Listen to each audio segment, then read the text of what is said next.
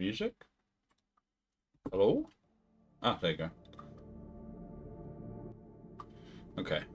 We have some gothic music in the background because we're doing something Warhammer 40k inspired. I haven't actually really fucked around with Warhammer 40k for a very long time. For context, I played from 2nd edition up until the end of 5th. So anything that's lore past that point is going to be kind of alien to me, but worth a shot anyway. But I saw this posted by Inquisitor Lord Topmada Cortez on Twitter, and I decided, just for a laugh, I'll take a look at it because I love Warhammer 40k lore. Like, this is so deep. Anyway, let's get on with it. The first one, Legion of Damned and the Dropsite Spirits. I'm guessing Dropsite Spirits refers to the Dropsite Massacre of Istvan, the sort of conflict that started the Horus Heresy. And honestly, I can see it. The burning spirits of vengeance conjured by apparently the Emperor's will to occasionally protect other Space Marine chapters in otherwise unwinnable battles sometimes. It sounds very reasonable. I like the idea of that. Alfarius and the Alpha Legion are loyal. If I remember rightly, and this is something I'd have to look into, I believe Alfarius betrayed the other Primarchs during the Isvan Dropsite massacres. However, it's not entirely impossible that their loyalties are conflicted at the very least, which is always interesting, like morally grey sort of shit. I mean, morally grey does fit with the Warhammer 40k aesthetic, so that could very well be realistic. The Minotaurs are loyalist Sign Warriors. I don't know anything about the Minotaurs, but I mean, splinter fractions of traitor chapters or legions in this case. I mean, legions were massive. And chapters are still relatively massive for those who don't really obey the Codex Astartes. So, possible. Orcs keep the Emperor alive.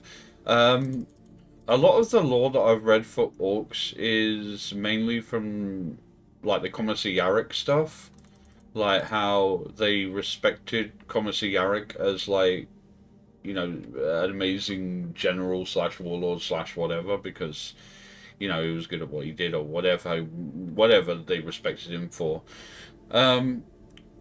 Keeping the Emperor alive, I suppose they could. There's an argument that can be made where they do see the Emperor as, some kind of.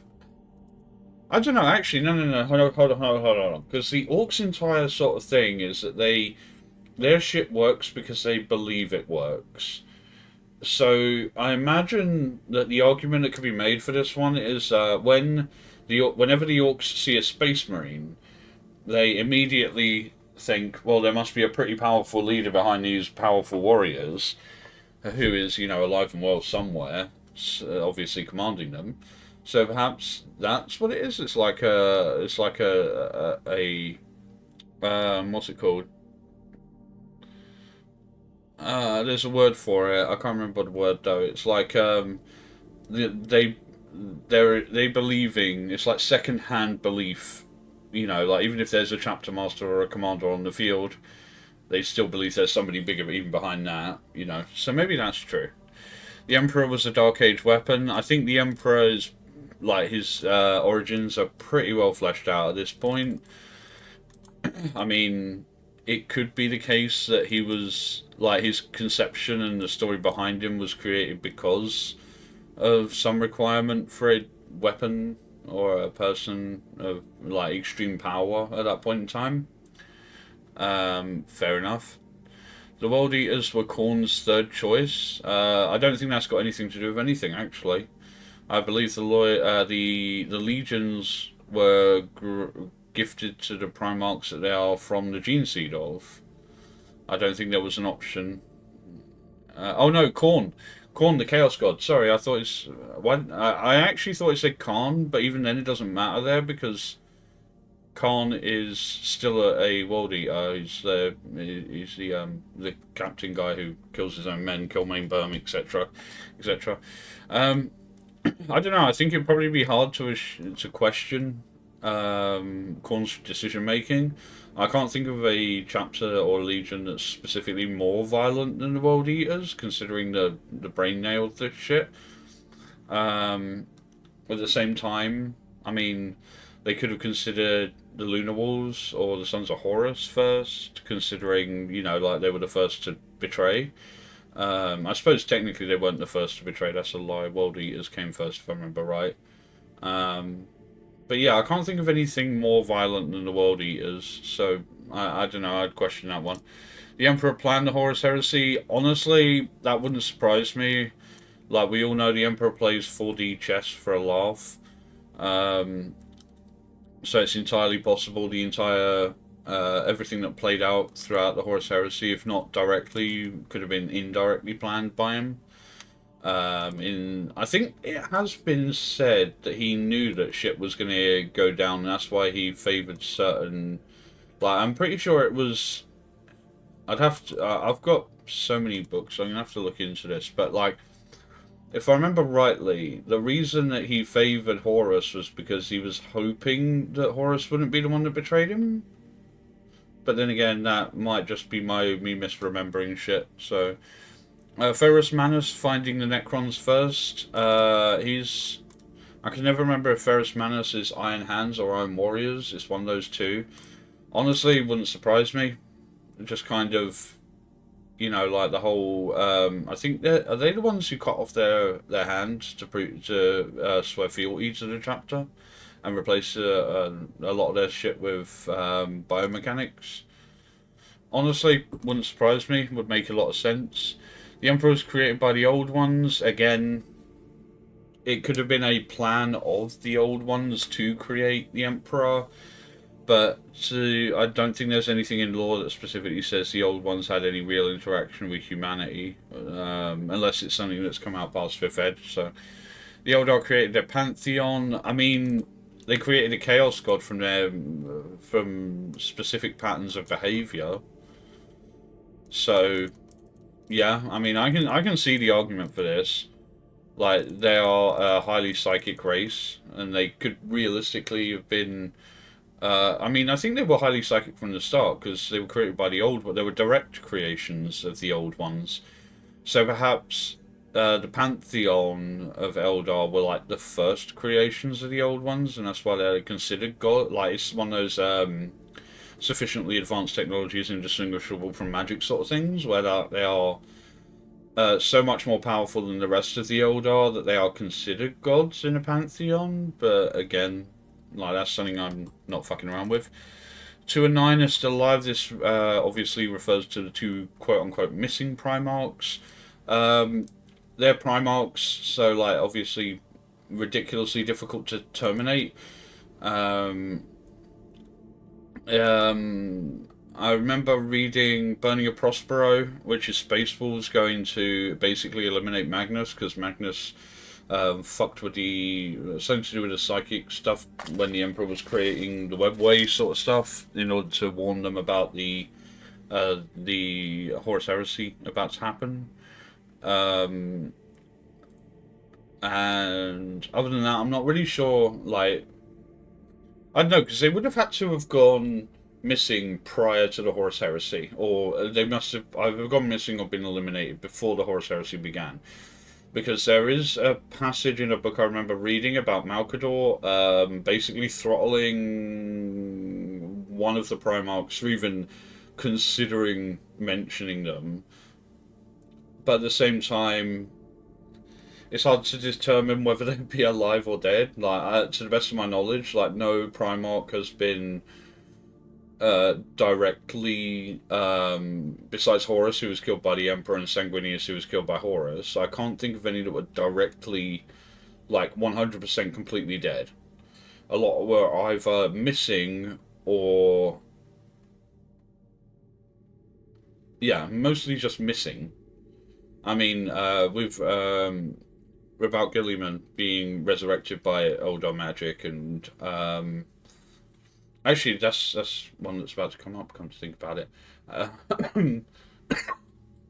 uh, trying to think who are the rest of the Primarchs. I used to have grids for this stuff. Yeah, I don't. I can see them still being alive because Primarchs being ridiculously difficult to terminate. Um, yeah, I could buy it. The old ones created the Tyranids. I mean, they created what they called the precursors to the Orcs, the Crocs. I want to say I'm not 100% sure on this. And of course, the old art in order to fight the war in heaven against the Necrons. Um, it wouldn't surprise me. Like Tyranids could just be, but I don't see why they would create something so with such a. I mean, they created the Orcs who basically have a similar voracious attitude towards combat. Um, I like to kind of imagine that perhaps the Tyranids were created by the Necrons in the same way as the Forerunners. No, no, the Forerunners didn't create the Flood. They just tried to contain it.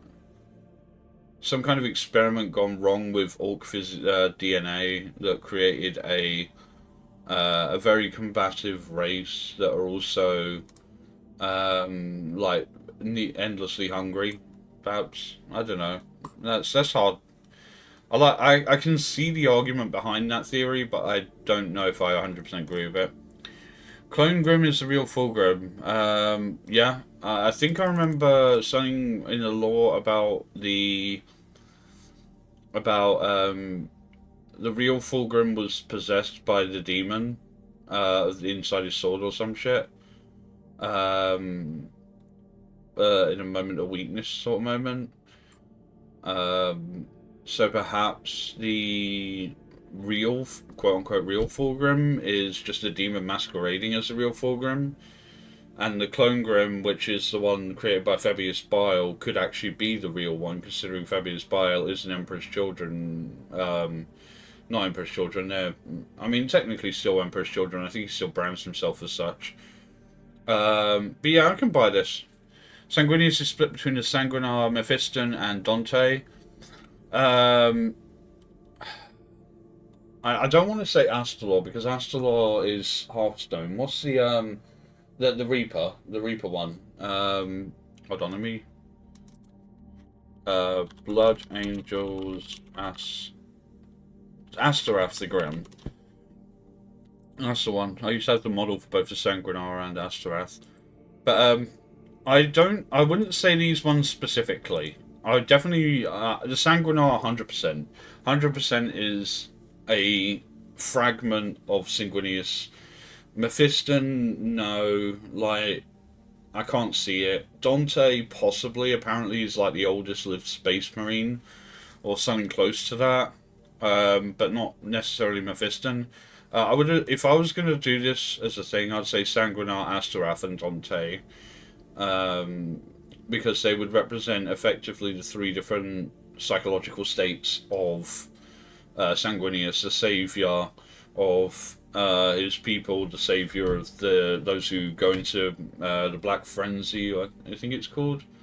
There's a blood frenzy sort of thing where they just go absolutely apeshit. And Dante could be like the living embodiment without the divinity part, or the quote unquote divinity part, perhaps.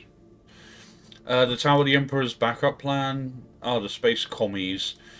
Um, I don't really see it. I don't know if the Emperor had any interaction at all with the Tau. They seem like the only semi-good guys in the galaxy, effectively, where everything else is like moral grey. They're slightly on the white side of moral grey, but I don't see it. Alfarius was a traitor, but Omegan is loyal. Okay, so that's an interesting thought because obviously one of them responded to the call at the Islam massacres and turned traitor.